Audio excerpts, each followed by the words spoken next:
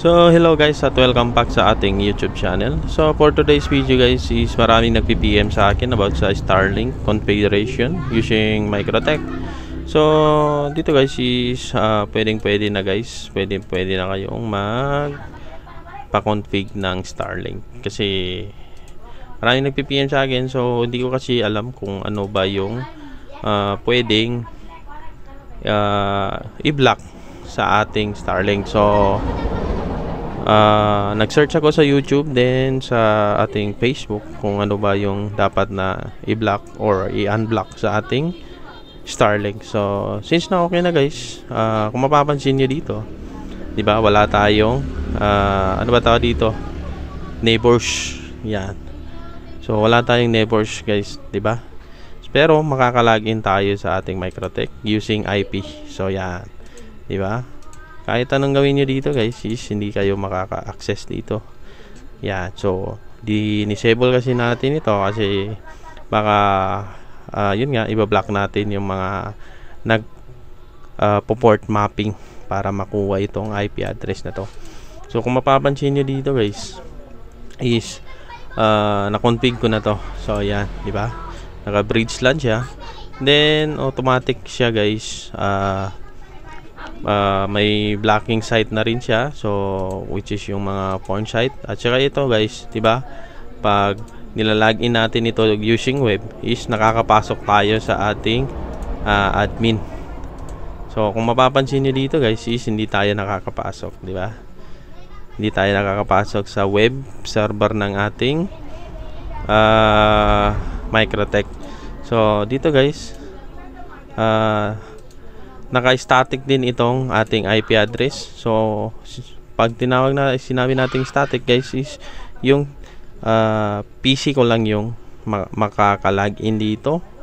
So kung mapapansin nyo, static yung IP natin guys. Yan, kay static siya para yung PC lang natin yung pwedeng tawag dito, pwedeng mag-access ng ating Winbox. So nakadepende pa rin sa inyo guys kung magpapakonfig kayo ng ganito or yung pwede natin i-access lahat sa ating cellphone, PC, sa iba't ibang unit na pwedeng mag-login or makalogin sa Microtech guys. So kung mapapansin nyo dito is ang IP natin is 254 yung last na IP. So dito, di ba? So kung static ko yan guys, static natin for example is ang IP ko is 192.168.88.3. yan, yung gateway natin is 192.168.88.1 kasi yan yung gateway natin guys, di ba? Yan. So pag ginawa ko yung static ito guys, automatic madi-disconnect tayo dito kasi hindi allow yung ating ibang IP na mag-access ng ating Microtech. So yun, kaya natin ini-static yung IP ng ating PC guys. So kung mapapansin nyo, naka-static siya guys para si PC lang yung, at saka hindi magpalit-palit ng IP yung ating PC. So kahit anong pag nasaksak natin sa ating PC yung ating sa Microtech is automatic ito yung i-read ni Microtech guys, since na andyan yung MAC address at saka yung client ID. Yan. So pag ginanito natin guys, automatic madi-disconnect tayo guys, di ba? Na-disconnect tayo. So kahit anong login natin dyan, hindi tayo makakalogin kasi nga yung authorized lang na makakalogin is yung ating PC guys. So ibalik natin sa dynamic guys yung ating PC. Yan. So yan. So pag ganyan guys is automatic makakapasok na tayo. Yan. So about sa porn site guys is naka-block na rin ito. So try natin mag browse sa ating browser. So nasa Ether 2 ako guys ha. Yan yung PC ko. So yan, kung mapapansin nyo or i-try natin dito. So ito, ni-try ko na to kanina guys. So yan. So wala talaga guys, naka-block talaga siya. Then sa Try nga natin sa Pornhub. Yan. Yan. Diba? Naka-block talaga siya. Yan.